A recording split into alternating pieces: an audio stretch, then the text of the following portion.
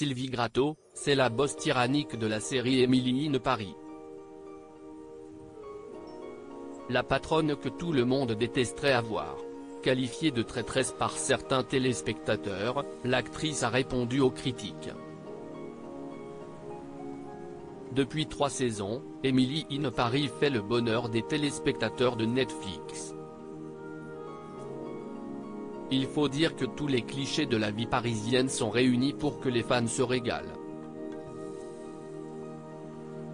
Oubliez le métro sale et puant, adieu les pigeons et les vélos qui pédalent sur la route. Dans Emily in Paris, la capitale s'habille chaque saison de ses plus beaux atouts. Le ciel est bleu, la baguette est chaude, le croissant croustillant et tout le monde est beau. Une image complètement faussée de la vie à Paris, qui est régulièrement la cible des téléspectateurs. Mais justement, c'est ça qui fait le charme d'Emily in Paris. Et ce n'est certainement pas Darren Star, le créateur du programme, qui viendra dire le contraire.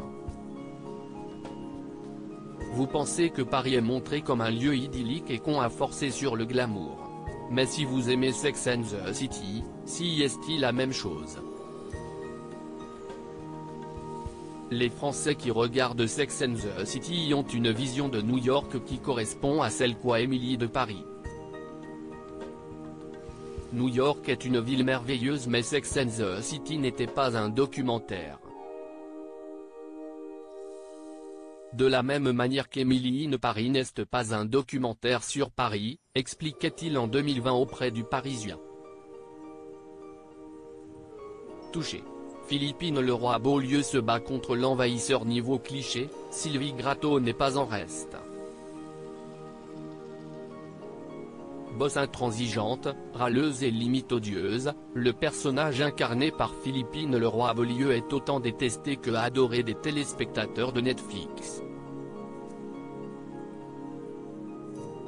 Citée par Télé Loisirs, l'actrice a tenu à répondre aux nombreuses personnes qui la qualifient de traîtresse. Je ne suis pas du tout une traîtresse, au contraire. Je suis comme Astérix du village des guerriers gaulois indomptables.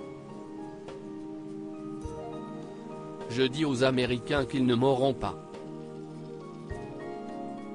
Je me bats contre l'envahisseur. Ce qu'on voit dans la première saison semble être une caricature, mais si est-il la première impression que les étrangers ont de la France et de Paris, des gens grossiers qui n'ont pas le sens de l'humour, a soutenu Philippine Leroy-Beaulieu, qui n'a donc aucun point commun avec Sylvie Gratton.